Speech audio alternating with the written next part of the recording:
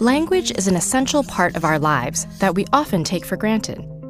With it, we can communicate our thoughts and feelings, lose ourselves in novels, send text messages, and greet friends. It's hard to imagine being unable to turn thoughts into words. But if the delicate web of language networks in your brain became disrupted by stroke, illness, or trauma, you could find yourself truly at a loss for words. This disorder, called aphasia, can impair all aspects of communication. People who have aphasia remain as intelligent as ever. They know what they want to say, but can't always get their words to come out correctly. They may unintentionally use substitutions called paraphasias, switching related words like saying dog for cat, or words that sound similar, such as house for horse. Sometimes their words may even be unrecognizable.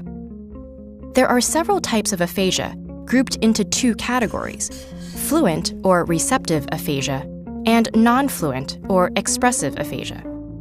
People with fluent aphasia may have normal vocal inflection, but use words that lack meaning. They have difficulty comprehending the speech of others and are frequently unable to recognize their own speech errors.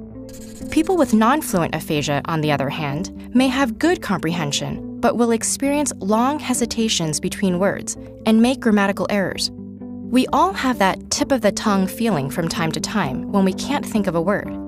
But having aphasia can make it hard to name simple everyday objects. Even reading and writing can be difficult and frustrating. So how does this language loss happen? The human brain has two hemispheres. In most people, the left hemisphere governs language. We know this because in 1861, the physician Paul Broca studied a patient who lost the ability to use all but a single word, tan. During a postmortem study of that patient's brain, Broca discovered a large lesion in the left hemisphere, now known as Broca's area.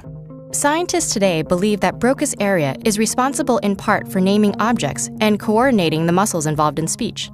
Behind Broca's area is Wernicke's area, near the auditory cortex. That's where the brain attaches meaning to speech sounds. Damage to Wernicke's area impairs the brain's ability to comprehend language. Aphasia is caused by injury to one or both of these specialized language areas. Fortunately, there are other areas of the brain which support these language centers and can assist with communication. Even brain areas that control movement are connected to language. fMRI studies found that when we hear action words like run or dance, parts of the brain responsible for movement light up, as if the body was actually running or dancing. Our other hemisphere contributes to language too, enhancing the rhythm and intonation of our speech. These non-language areas sometimes assist people with aphasia when communication is difficult. So how common is aphasia? Approximately 1 million people in the US alone have it, with an estimated 80,000 new cases per year. About 1/3 of stroke survivors suffer from aphasia, making it more prevalent than Parkinson's disease or multiple sclerosis, yet less widely known.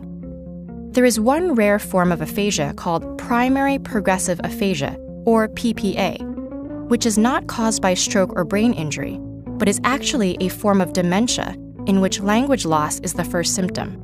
The goal in treating PPA is to maintain language function for as long as possible, before other symptoms of dementia eventually occur. However, when aphasia is acquired from a stroke or brain trauma, language improvement may be achieved through speech therapy. Our brain's ability to repair itself, known as brain plasticity, permits areas surrounding a brain lesion to take over some functions during the recovery process.